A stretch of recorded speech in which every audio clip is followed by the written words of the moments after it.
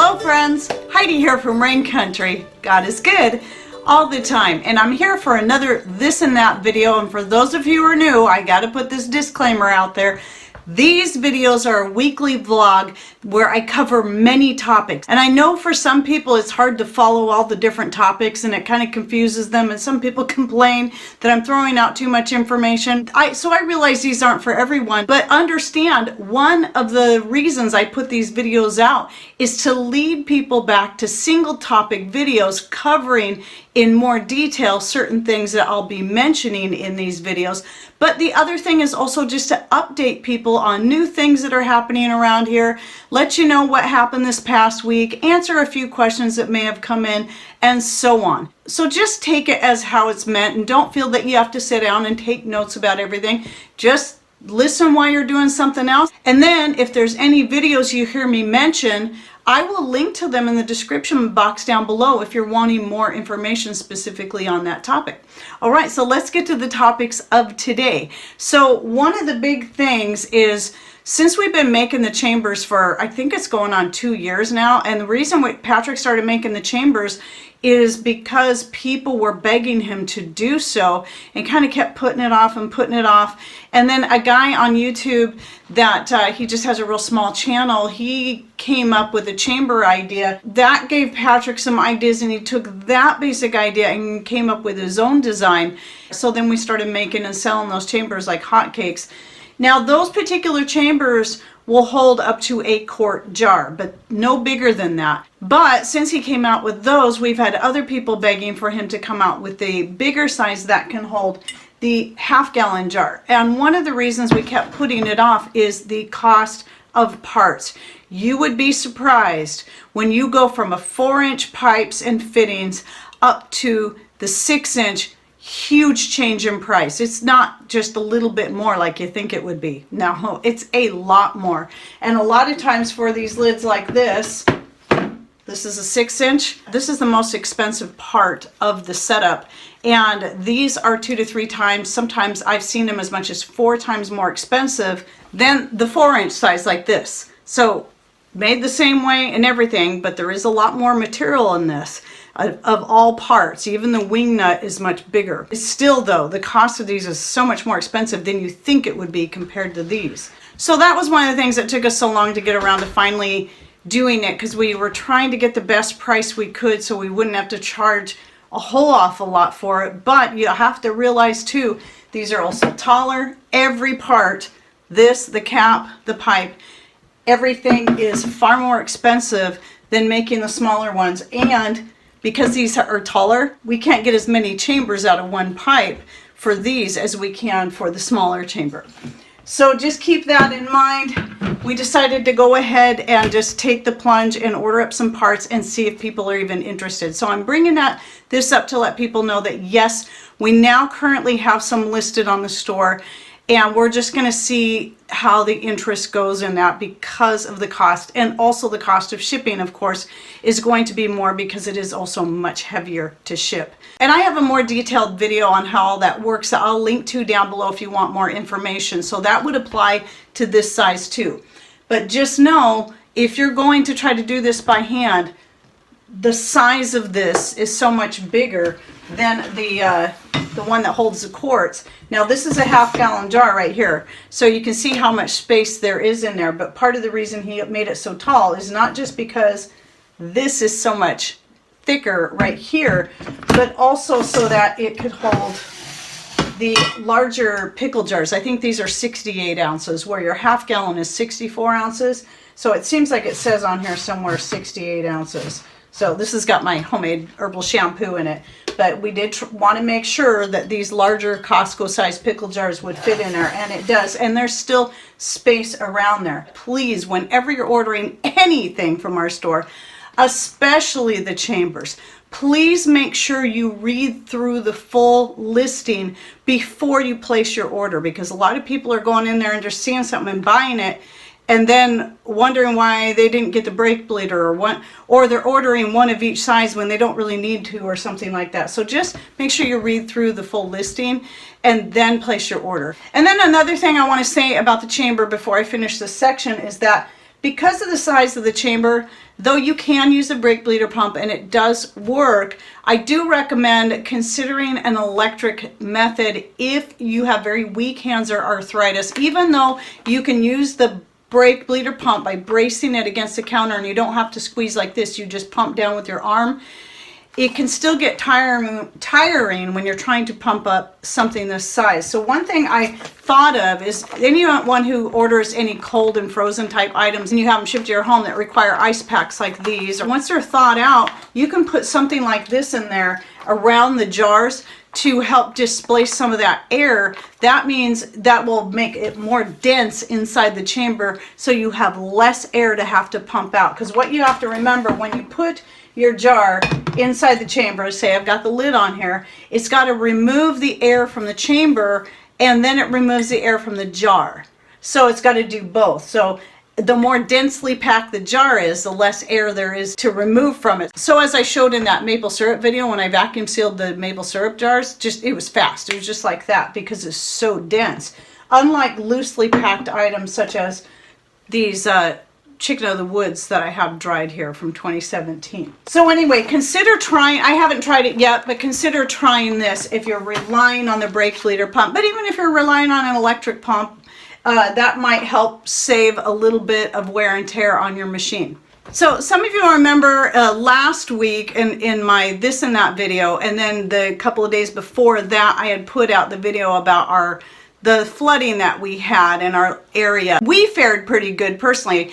We did have a lot of flooding right here on this area, but the worst part of it here was that it flooded out the chicken coop, but everything else, it didn't bother us. Our power only flickered a little bit. We didn't have to worry about our water supply like some areas around us had to have water trucked in for them. They just had no clean water because of the flooding. Thankfully, we didn't have to go through that, but even if we did, it wouldn't have mattered because we have a backup water supply. We're prepared for that. It didn't matter that our local store was running out of milk and bread because we have milk put up in several different forms, and I have lots of flour and grains for making our own breads, plus our other food stores. So there was just no need for us to even go to the store at all. So a couple things that went on this past week, which was really good to finally get done, and it was just really good timing because we had that flooding that flooded out the chicken coop. And I was a little bit behind in doing my twice yearly mucking out of the chicken coop because we do a deep litter method, so it only needs to be mucked out like once every 6 months. So I'm glad I waited a little bit longer this time because I would have rather done it after all that flooding than having to do it and then immediately do it again. So got all that done, and while I was out there doing that, Patrick took the air hose and sprayed out all the cobwebs and dust, you know, that chickens make in there, and then got the windows all cleaned up so it's just nice and clean in the chicken coop. And then of course I took all that bedding like I always do and just throw it out on my garden areas, especially the areas I think need it the most. Then it has the rest of the winter for it to get rained on, maybe snowed on if it's one of those years, and really work down in the soil and break it down, and to really add some good stuff to the soil in that way so it's all ready for spring planting.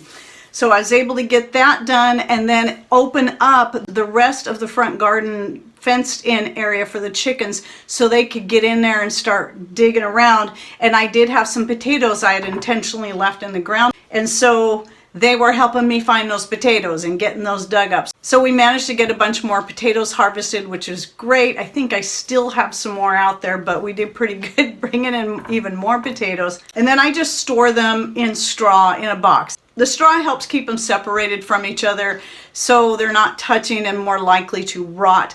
But I do make sure they're dry before they go in the box. I don't want to put wet potatoes in there because then it is going to rot. So usually what I do now is if they're really dirty, I'll rinse them off, lay them on the counter on a towel, and then let them dry fully before I'll put them in the box with the straw. So I mentioned earlier the chicken of the woods. This is from 2017. We actually did a video on this. And I had cooked some of it up fresh, and I think I did a video on that too, on using it and making a chicken fried rice. So it would actually be a vegan chicken fried rice because it was made with chicken of the woods, and it turned out pretty good. And then I took the rest, because we had quite a bit, and dehydrated it up. And though it dehydrated really well, when I went to rehydrate it to try to use it in something else, it didn't fully rehydrate as it should have. Well, I just came across this jar. I didn't realize I still had one left, and so I pulled it out, because one thing I didn't do with this that I find works really well for vegetables that don't rehydrate just by soaking real well, a lot of times you can throw them into something that's going to simmer for a while, like a soup or bone broth. Throw them in there and let them cook right along with that, or beans, and they should rehydrate really well. And I haven't tried it yet, but I'm going to soon, because yesterday was Thanksgiving, and right now I have some turkey bone broth going on the wood stove, and I'm going to be making some soup out of that. And then I'll let you know in the next This and That video next week how well those did when simmering them in that bone broth. Now, talking about Thanksgiving, I just want to share with you how that went. We had a really wonderful day. That was yesterday. Today's Friday that I'm shooting this. And we had made recently some really good friends that just moved to this area that we happened to get to know, and found that the more time we spend it with them, the more we have in common, and just very enjoyable people. And it's so nice to have somebody face to face. There's a lot of you out there on YouTube that we have a lot in common with, and we interact back and forth, and it's wonderful, and I've really appreciated that. But there's still something to be said about that face to face interaction you can have with people that we so desperately need. And I usually either have little time for, because I never have time to just get out and even make friends, let alone spend time with them. But with the time that I've been spending with them, we've been out to their place a few times, they've been here a few times, I've realized how healing it's been for me all the way around, and how much I have needed this interaction. So I'm sharing that because when we totally cut ourselves off from the world, we're doing ourselves a disservice. Community is very important. I've always known that, yet it's always been a hard thing for me to maintain. But with the way things are going, I think it's even more important now for us to find local, like-minded people and build at least a social community where you have someone that you can gather together with and share your concerns and have fun with, and talk about what's going on in the world, or not talk about what's going on in the world, or make plans together to help get you through whatever's coming. The other really cool thing about this, though, is that they have a farm outside of town. So they bought a farm, and they just went right to work with the chickens and the turkeys and the goats and the ducks. They didn't keep the goats. They decided that wasn't for them, but they still had the turkeys.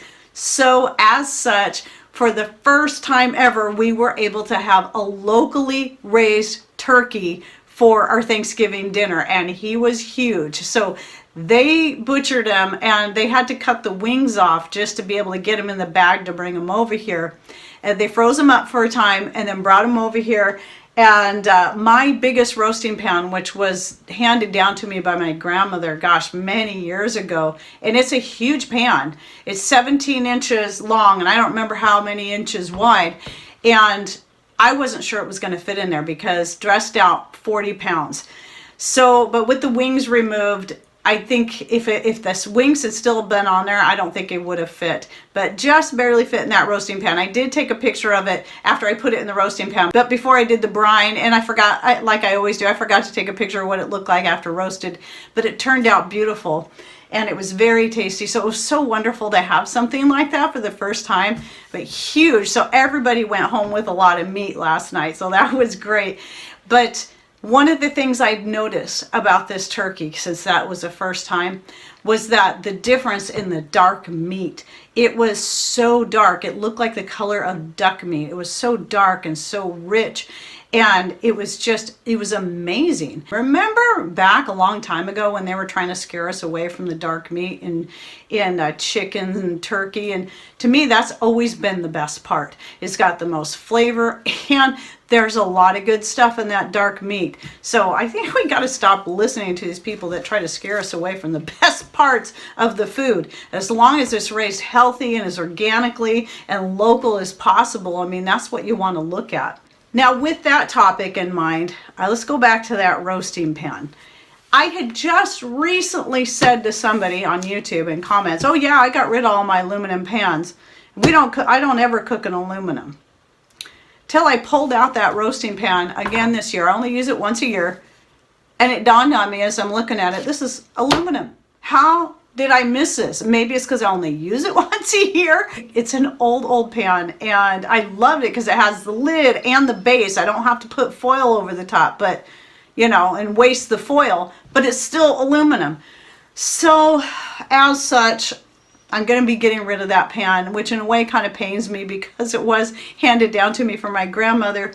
But I did find, and I knew it was going to be expensive, but I figured it was worth it. I did do some shopping around yesterday on Amazon. I didn't know if I was going to, but I did find a stainless steel roasting pan that was nearly as big as this one that I have. The downside is that it's oval, so even though it's the same length, it's obviously losing some of that space along the corners, and it's not quite as wide, but it was the biggest one I could find that also had a nice deep lid to it. That's what I like. So I never have to cover my turkeys. If you got a good roasting pan with a lid, you don't have to put foil over or any of that. And my turkeys always turn out good. They don't dry out. Even this one, I was afraid it would dry out because the lid didn't quite want to sit down tight against the base. I don't have the roasting pan in, so I can't give a hands-on review, but I think I'll have it maybe by next week's This and That video, so I can show it to you and just tell you what I think, but it might be a while before I actually cook anything in it. Probably be a year. Who knows? I don't know. It does come with a little rack, and I might find it very useful for other things. And even though it wasn't cheap, I did actually get a $10 coupon, so I was able to knock $10 off the cost by doing that through Amazon. And hopefully that'll still be available. I'll put the link down below if you want to look at it. So anyway, let me talk just a little bit more now about that bone broth. Now, I don't have a video yet about making bone broth, and I don't know why. I do it a lot, but usually I make a bone broth. It's like if I'm going to roast a chicken or a turkey, once I get all the meat off the bones, or most of the meat, sometimes I'll leave some on there, then I just go right to making a bone broth. And usually with chickens, it gets used up right away because I'll make a soup out of it. Now with the turkey, usually there's a lot left over. I'll make some soup, and then the rest of it I'll freeze. And I've been having it kind of build up in my freezer. I'll work through some of it to make maybe like a beans and cornbread or whatever, adding the broth there or making a gravy out of it. But the reason I haven't canned it yet is because I never have quite enough jars to fill up my canner at one time. I might this year if I have enough in the freezer, so I might pull it out.